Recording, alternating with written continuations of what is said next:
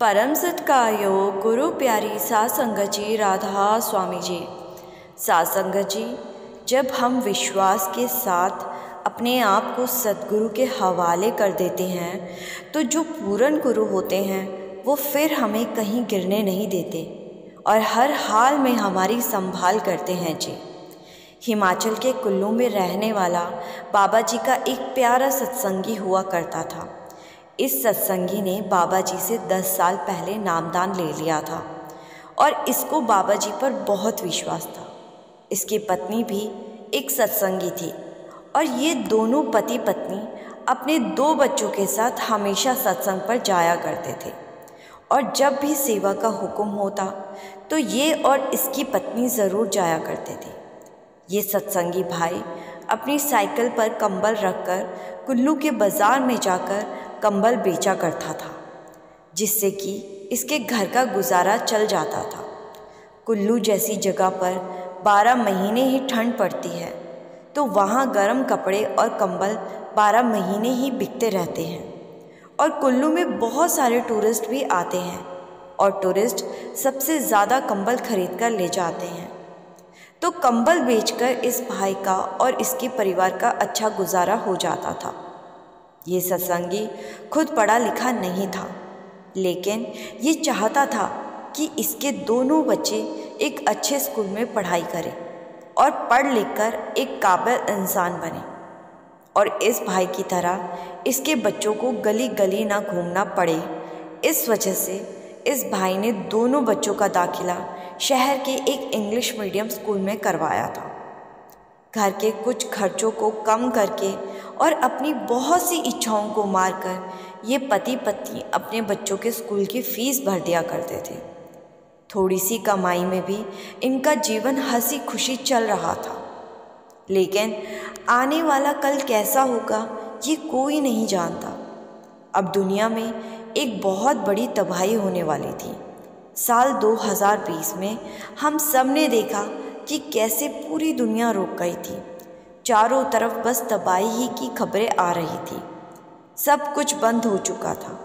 जो लोग पैसे से सक्षम थे उन्हें तो कोई फ़र्क नहीं पड़ा, लेकिन इस भाई जैसे लाखों लोग ऐसे भी दुनिया में हैं जिनकी अगर सिर्फ एक दिन की कमाई ख़त्म हो जाए तो उसका असर पूरे महीने के खर्चों पर पड़ता है।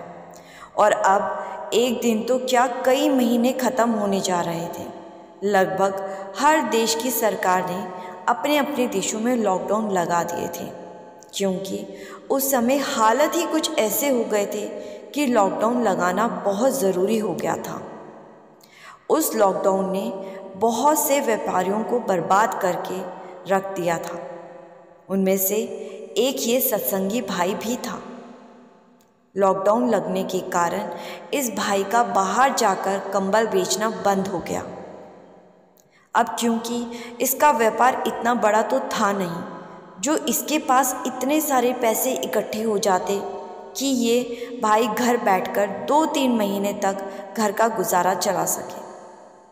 पहले 21 दिन का जब लॉकडाउन लगा तो जैसे तैसे करके इस भाई ने अपने परिवार का गुजारा कर लिया, लेकिन जब पता लगा कि लॉकडाउन अभी और बढ़ा दिया गया है तो इस भाई की टेंशन बढ़ गई, क्योंकि अब इनके पास बिल्कुल भी पैसे नहीं बचे थे और जिस राशन की दुकान से ये अब तक उधार ले रहे थे वो भी कब तक उधार देता।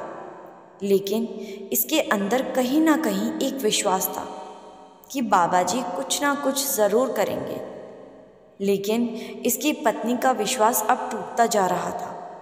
इधर घर का सारा राशन ख़त्म हो चुका था और उधर बच्चों के स्कूल वालों ने फीस जमा करवाने का दबाव बना रखा था।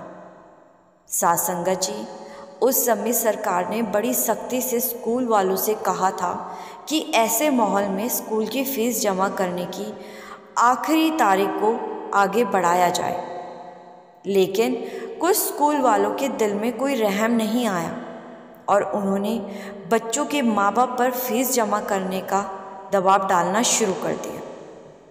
स्कूल से आए दिन फ़ोन आने लगे कि फ़ीस जमा नहीं हुई तो बच्चों के नाम काट दिए जाएंगे। अब ऐसे में एक आदमी पहले अपने परिवार के लिए राशन का इंतज़ाम करे या स्कूल की फ़ीस भरे। तो इस भाई ने मन बना लिया कि पहले बच्चों के लिए खाने पीने का इंतज़ाम करना होगा। जान बचेगी तो स्कूल और भी मिल जाएंगे। इस भाई ने जहाँ तक हो सकता था कोशिश की और कुछ पैसे का इंतज़ाम करके राशन और अन्य खाने की चीज़ें ले आया, क्योंकि दूसरा लॉकडाउन अब खुलने ही वाला था। लेकिन अभी देश को एक और झटका लगने वाला था। दूसरे लॉकडाउन के खुलने से एक दिन पहले ही लॉकडाउन को और बढ़ा दिया गया। फिर तीसरे लॉकडाउन के बाद कुछ चीज़ें खुलनी शुरू हो गई, लेकिन टूरिस्ट ऐसे माहौल में नहीं आ रहे थे। सरकार ने भी बहुत सारी पाबंदियां लगा दी थी, जिस वजह से टूरिस्ट ने हिल स्टेशन पर जाना बंद कर दिया। अब ये भाई जितने कंबल लेकर सुबह बेचने के लिए बाज़ार जाता उतने ही वापस ले आता, क्योंकि खरीदने वाला तो कोई था ही नहीं। बाबा जी के आगे हर रोज़ अरदास करता कि बाबा जी अब आप ही कोई खेल रचो, ऐसे तो मैं और मेरा परिवार सड़क पर आ जाएंगे। ना मैं अपने बच्चों की फ़ीस भर पा रहा हूँ और ना ही 3 वक्त के खाने का इंतज़ाम हो पा रहा है। एक दिन ये बाबा जी की फ़ोटो के आगे बैठकर बड़ा रोया। फिर इसकी पत्नी ने इसको हौसला दिया और कहा कि आप चिंता ना करो, मेरा दिल कहता है आज आपके सारे कंबल बिक जाएंगे और बच्चों की फ़ीस भी जमा हो जाएगी। इसके घर पर लगभग 400 कंबलों का स्टॉक इकट्ठा हो चुका था और उन दिनों में ये हर रोज़ अपनी साइकिल पर 100 कंबल ले जाया करता था। लेकिन क्योंकि एक भी कंबल अब नहीं बिक रहा था, तो उस दिन इस भाई ने सिर्फ 20 ही कंबल साइकिल पर उठाए और बेचने चला गया। उस दिन भी कुल्लू के बाज़ार में इस भाई को सुबह से दोपहर हो गई और कोई कंबल खरीदने नहीं आया। अब ये भाई बड़ा ही उदास हो गया और सोचने लगा कि अगर आज बाबा जी ने मेरी अरदास ना सुनी तो मैं घर ही नहीं जाऊंगा, यहीं बैठा रहूंगा, चाहे मुझे पूरी रात ठंड में काटनी क्यों ना पड़े। अब लगभग शाम हो चुकी थी और ये भाई अपनी दुकान के पास से ज़मीन पर बैठा हुआ था। किसी ने इसको आवाज़ लगाई, ओ कंबल वाले भाई। इसने आवाज़ सुनी तो देखा सामने एक रईस सा दिखने वाला आदमी अपनी गाड़ी में से इसको आवाज़ दे रहा था। तो सत्संगी भाई उस गाड़ी वाले आदमी के पास गया और पूछने लगा कि जी मैं आपकी क्या मदद कर सकता हूँ।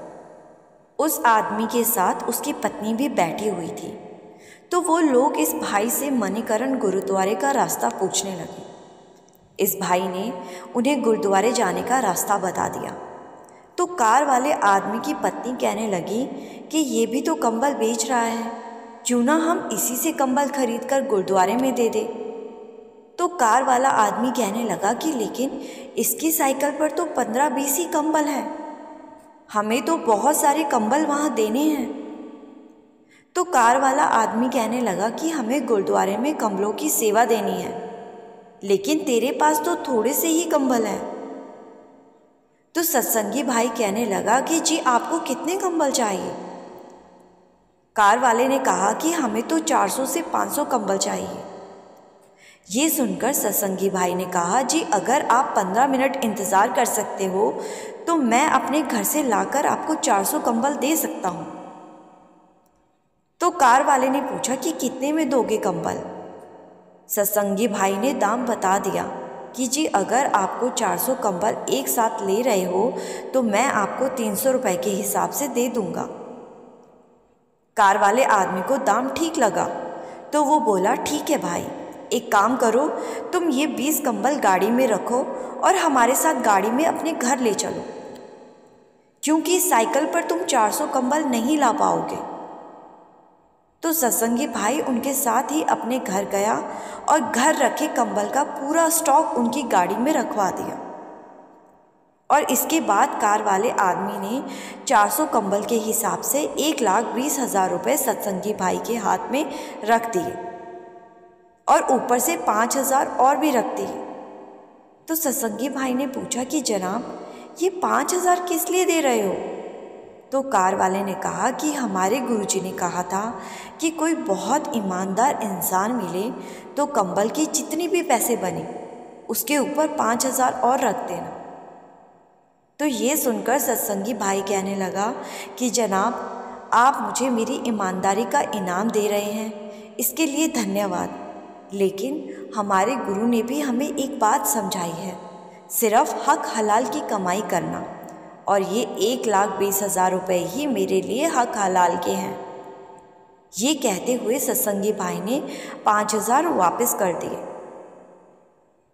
तो कार वाला आदमी कहने लगा कि जिस गुरु की संगत तुम जैसी है वो गुरु कैसे होंगे? धन्य हैं ऐसे गुरु जिन्होंने अपनी संगत को ऐसी शिक्षा दी है।